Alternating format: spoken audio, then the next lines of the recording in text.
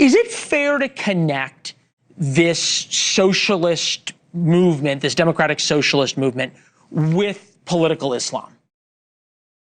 I don't know about that. What I will say is you can absolutely connect it to anti-Semitism. I mean, last night I had to consider, should I take off my Star of David? Zohran Mamdani won in New York City, and MAGA, the establishment, the centrists, they're running scared, and we are seeing unprecedented levels of propaganda. On Leland Vittert's show on Newsnation, Leland Vittert had a panel to dissect Zohran Mamdani's victory, and you have to see this to believe it. There are so many laughable statements in these clips that I'm going to share with you, so I wanted you to see this panel on Leland Vittert's show on Newsnation, absolutely melting down over Zohran Mamdani. I'm going to share my thoughts as well. Let's get into this one together. So hear me, President Trump, when I say this. To get to any of us, you will have to get through all of us. I am Muslim. I am a democratic socialist. And most damning of all, I refuse to apologize for any of this. Amazing what happens in victory, right? Hours after clinching the New York City mayor's race, Zohran Mamdani dropped the mask. His 30-minute victory speech erased the entirety of his hopeful, inclusive message that he ran on. Just look at it. He looked angry. He sounded angry.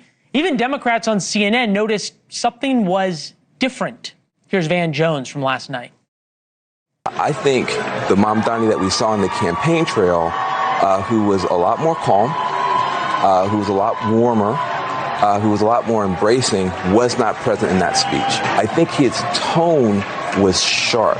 I think he was using the microphone in a way that he was almost yelling. I felt like there was a little bit of a character switch here. You think?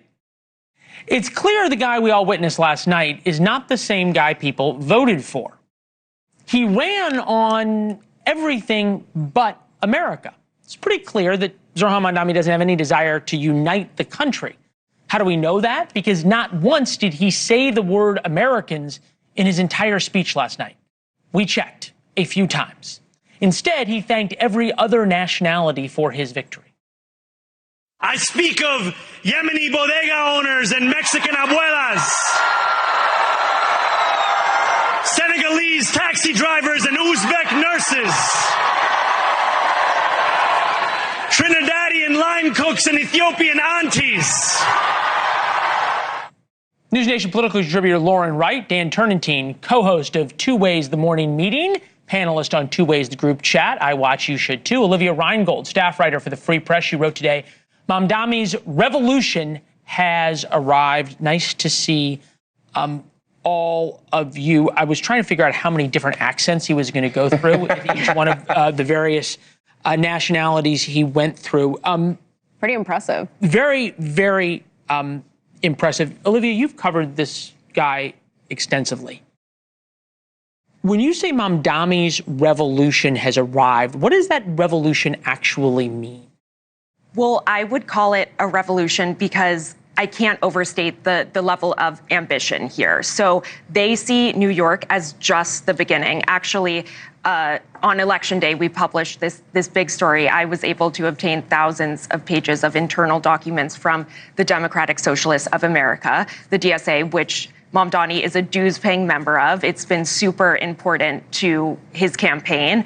And they see him as just the start. They're talking about 2028. Actually, this is a group that is thinking decades ahead. They have an entire plan for the next decade, and they're already looking at ways to recreate his success. Well, and that was sort of the point of Mehdi Hasan last night when he was on his own live stream.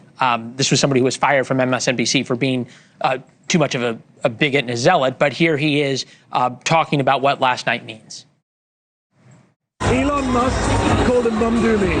The Caroline Levitt called him Zamdani. Cuomo called him Mandami. Well, guys, you're going to have to learn his name now. Dan, what he said is that socialist is not a dirty word anymore. Is that true to Olivia's point beyond New York City? No, I don't think it is. I don't think you're going to hear Roy Cooper in North Carolina or Sherrod Brown in Ohio. They're going to be saying I'm a Spanberger and a Cheryl Democrat. Mm-hmm. They are not going to be saying that I am a Mamdani Democrat. And look, I think it's important to note, he got 50.5% of the vote. The Cuomo-Sliwa vote was almost 49%. So even in the bluest of blue states, the guy didn't blow the doors off and win by 20 points. The socialists in Minneapolis lost. Now, we've had Bernie Sanders out there now for a few years. He is a socialist. Few decades. A few decades. But on the national stage for almost a decade now as kind of a prominent member of our party. If we're going to win, we need Mamdani in the tent. We need his energy. The party should not turn on him. You mean Democrats? Democrats. Right. So speaking of who's in that tent, right? The people who overwhelmingly voted for Mamdani was not the working class. No, it educated. was the educated young females. 84% of women aged 18 to 29 voted for Mamdani. 78% 18 to 29 overall. Almost all of educated either with college or post-grad degrees did. Lauren, the question is to you. How do young white females who are progressively liberal overwhelmingly support a guy who also sort of supports Hamas that views women as property? Because progressive, wealthy elites who are highly educated are really the only group that can afford to have these luxury beliefs, which is what they are. They don't experience crime firsthand. They don't experience hunger firsthand. They don't experience trying to get to work on a dangerous bus where no one pays anyway, by the way. And so it's floating this conversation about this hopefulness and what could it be. And, you know, when the rubber hits the road, these ideas are not going to work, or maybe they will, and I think the effects will be disastrous.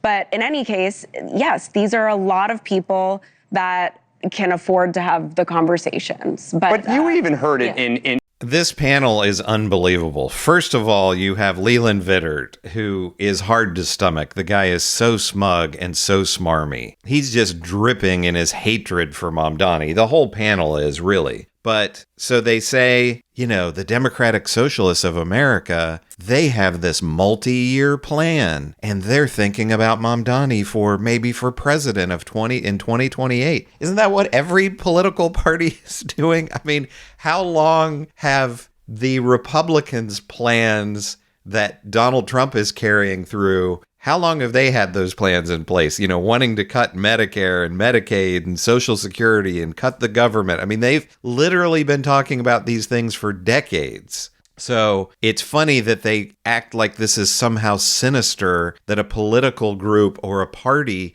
would have plans for the future, you know. And again, they're saying everything but Mamdani is a sleeper cell Al-Qaeda agent, and it's just disgusting. People aren't falling for this anymore. The American public, especially younger people, are saying, call it socialism, call it communism. I don't care what term you want to use.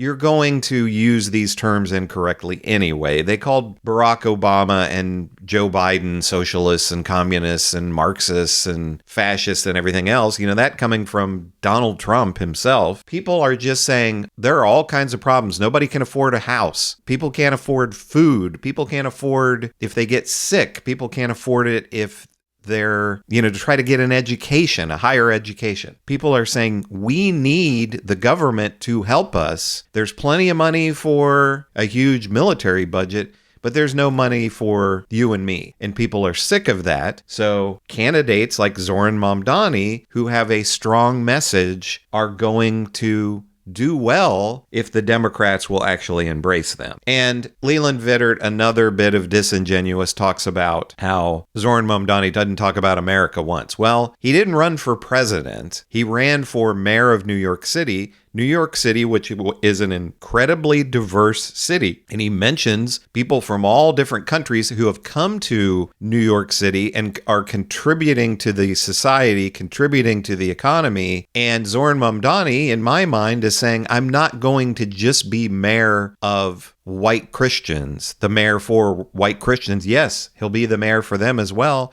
but he's also going to be the mayor for all of these other nationalities, all of these other groups of people with different races and religions who are all under attack from our federal government led by Donald Trump. There's nothing wrong with that. But Leland Vittert and all these other MAGA people want to make out like that's somehow sinister. It's really disgusting. In his victory speech last night, when he spoke to the taxi drivers, the bodega drivers, I mean, it's a combination of kind of young people, the upper kind of limousine liberals, they used to call them, and some of these working class immigrants who are first generation in New York. He did tap into something there in Central Queens. And free stuff sounds good. Well, free stuff sounds good, and he is a generational talent as a politician. You just listen to him. This is him, no problem too large for government. We will prove that there is no problem too large for government to solve and no concern too small for it to care about.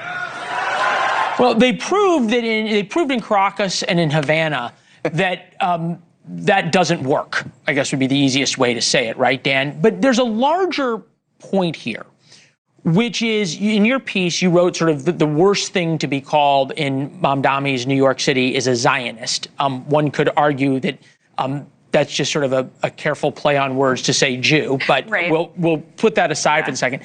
Is it fair to connect this socialist movement, this democratic socialist movement, with political Islam?